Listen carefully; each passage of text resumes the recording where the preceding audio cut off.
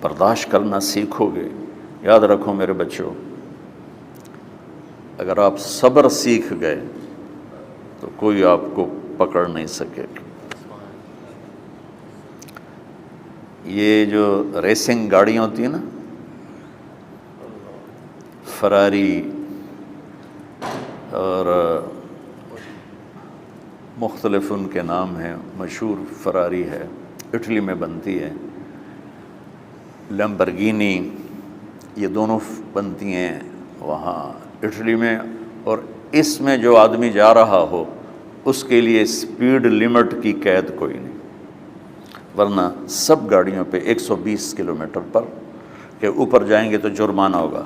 لیکن جو آدمی لیمبرگینی میں جا رہا ہے یا فراری میں جا رہا ہے اس کے لیے کوئی جرمانہ نہیں، چونکہ وہ یوں کرو تو 1 سیکنڈ میں وہ 120 پہ چلی جاتی ہیں، صرف اتنا کرنے سے شو ایسے جاتی ہیں.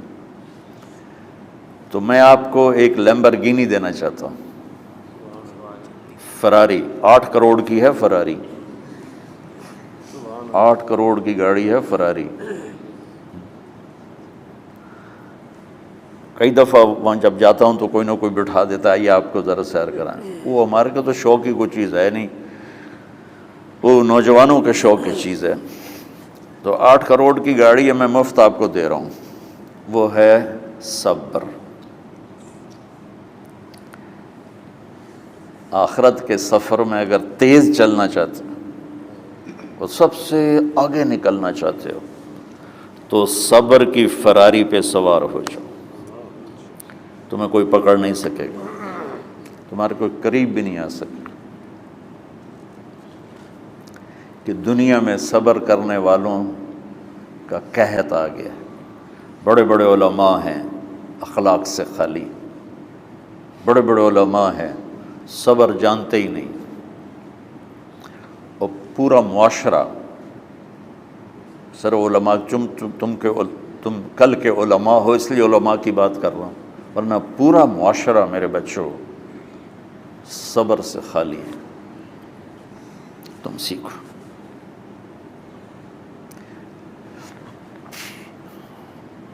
دیکھو میری ایک بات سنو، علم کی کمی ہو تو اچھے اخلاق اس کو چھپا دیتے ہیں. اخلاق کی کمی ہو تو بڑے سے بڑا علم بھی اسے چھپا نہیں سکتا. سارے عیب ہوں اور اخلاق اچھے ہوں تو اخلاق وہ چادر ہے جس میں سارے عیب چھپ جائیں گے. اور ساری صفتیں ہوں اور بد اخلاق ہو تو ہر صفت کو بد اخلاقی چھپا دے گی. میرے نبی نے نماز لمبی پڑھی، اللہ نے روک دیا، کہا نہیں چاہیے. ما انزلنا علیک القرآن لتشقی، مختصر نماز پڑھیں، درمیانی نماز پڑھیں. پیسہ سارا خرچ کر دے، اللہ نے روک دیا. ولا تبسطها کل البسط، میرے نبی سارا خرچ نہ کرو، کچھ بچا کے بھی رکھو. تبلیغ میں اپنی جان کھپائی، اللہ نے اس سے بھی روک دیا. فلا تذهب نفسك علیہم حسرات، تبلیغ کرو خود نہ مر جاؤ. تبلیغ کتنا بڑا عمل ہے، اللہ نے کہا اعتدال. نماز کتنا بڑا عمل ہے، اللہ نے کہا درمیانہ ہاتھ رکھو. مال خرچ کرنا کتنا بڑا عمل ہے، اللہ نے کہا درمیانہ ہاتھ رکھو. جب میرے نے میں نے اخلاق میں بلند پرواز دکھائی تو اللہ نے کہا شاباش انک لعلی خلق عظیم. میرا نبی میں آپ کو شاباش دیتا ہوں، آپ کے اخلاق بڑے عالی شان ہیں. یہ نہیں کہا کہ اتنے بھی ذرا تھوڑا اکھ بھی کھائی کر، کوئی کوڑا ہویا کر. تو تم مولوی بڑے غسیلے ہوتے ہو. تم میرے بچے بیٹھو نا، اس لیے بات کر رہا ہوں. صبر نام کی شے ہی نہیں ہوتی.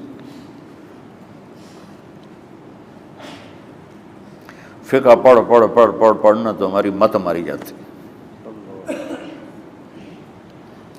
قرآن کو بھی فقہ کے انداز میں پڑھتے ہیں، حدیث کو بھی فقہ کے انداز میں پڑھتے ہیں. بخاری سے زیادہ امام بخاری پڑھاتے ہیں. ترجمۃ الباب پہ اتنا وقت لگا دیتے ہیں کہ حدیث جو اصل چیز ہے اس کی طرف توجہ نہیں جاتی۔ امام بخاری کی کتاب کا مقدمہ کوئی نہیں، تو اس پر جب بخاری شروع ہوتی ہے تو ہفتہ ہفتہ اس پہ سبق چلتا ہے کہ امام بخاری نے مقدمہ کیوں نہیں لکھا، جی میں سارے مل کے یعنی امام صاحب نے تو گلاں کیتی جانا۔ میں اس کا اتنا آسان 1 منٹ میں اس سارے سبق کو ختم کر دیتا ہوں بخاری شریف کے، کہ دیکھو بھائی امام صاحب کا دل نہیں کیا مقدمہ لکھنے کو، اس لیے انہوں نے نہیں لکھا، گل مک۔ ایک حدیث کے عنوان اور حدیث میں جوڑ نہیں تھا، تو شیخ رمزی بہت بڑے فاضل آدمی ہمارے فیصل آباد، میں نے کہا شیخ یہ جوڑ کوئی نہیں، کہا شیخ ھذا من اصعب ابواب البخاری، یہ بخاری شریف کے مشکل ترین ابواب میں سے۔ میں نے کہا بڑا آسان کام ہے، امام بخاری بھول گئے، ترجمہ کوئی اور تھا، حدیث کوئی اور لکھ دی، بھول گئے، بشری تو ہیں، کیوں بچوں نے مصیبت پان دے۔ تو بچوں شوق سے جاؤ، بہانے نہ کرو، ہماری طرح تھوک ڈال کے پیٹوں میں درد، وہ شامہ پہ جان گیا پھر توڑیاں۔ ٹھیک ہے نا، میں زیادہ بول نہیں سکتا ہوں، ضروری سمجھ کے آیا تھا کہ تم خوشی سے جاؤ۔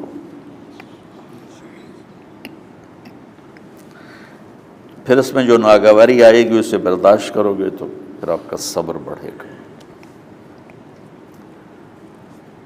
تمہیں صرف میری شہرت نظر آتی ہے، اس میں جتنا مجھے صبر کرنا پڑا ہے وہ تمہارے سامنے نہیں ہے، جتنی کڑوی گولیاں میں نے کھائی ہیں لوگوں سے وہ تو تمہیں نہیں پتہ۔ اب تمہیں اتنا نظر آتا ہے کہ واہ واہ ہو رہی ہے آگے پیچھے لوگ، میرے اللہ کا کرم ہے، میری کیا اوقات، آج ہوں کل مر جاؤں گا، اولاد کو بھی یاد نہیں رہے گا کہ طارق جمیل کون تھا۔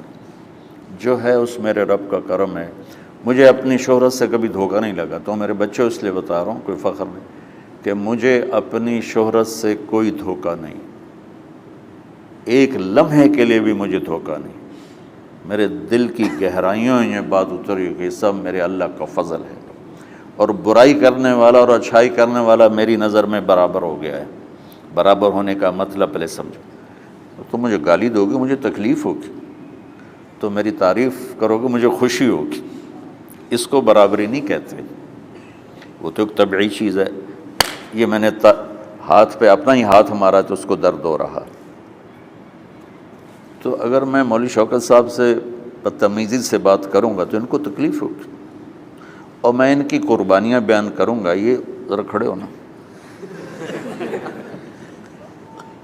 ادھر ہاتھ دو، یہ اس سارے نقشے کے بانی ہیں، یہ پہلی اینٹ ہے، یہ 3000 روپے اس وقت لے رہے تھے 1985 میں 86 میں کراچی،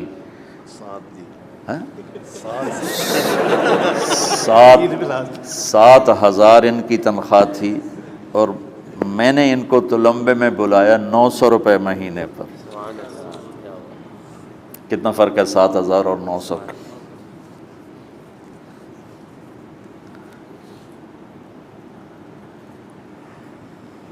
لوگ میری تعریف کرتے ہیں، میں اللہ کا شکر ادا کرتا ہوں، اور اس پہ میں تکبر میں نہیں آتا۔ یہ ہے مدح اور ذم برابر ہو جائے، یعنی تعریف کرنا اور برائی کرنا برابر ہو جانے کا مطلب یہ نہیں ہے کہ برائی سن کے اثر نہیں ہوتا اور تعریف سن کے اثر نہیں ہوتا، نہیں، برابر ہونے کا مطلب بتا رہا ہوں، اس کی توفیق تائید رحمت اپنی اولاد کو بتا رہا ہوں۔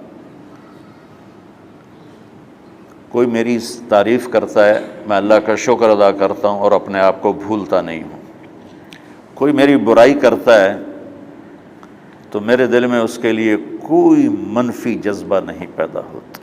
یہ ہے اچھائی برائی کو برابر کر دینا، کہ میرے اوپر مختلف الزام لگتے ہیں تو میں ان کو پی جاتا ہوں، اور اس طرح کا معاملہ کرنے والوں سے اپنے دل کو بالکل صاف رکھتا ہوں، بالکل صاف، اور میرا ان سے معاملہ اسی طرح ہوتا ہے جیسے پھر آؤ جی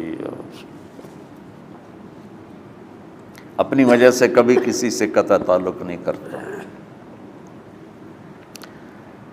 تو بچوں، صبر بہت بڑی دولت، یہ تمہاری تبلیغی زندگی میں بھی کام آئے گی، علمی زندگی میں بھی کام آئے گا، جب تم گھر والے بنو گے، شادیاں ہوں گی، اس وقت یہ کام آئے گا۔ ٹھیک ہے، اب بہانہ تو نہیں کرو گے نا، خوشی سے جاؤ گے نا؟ چلو، السلام علیکم۔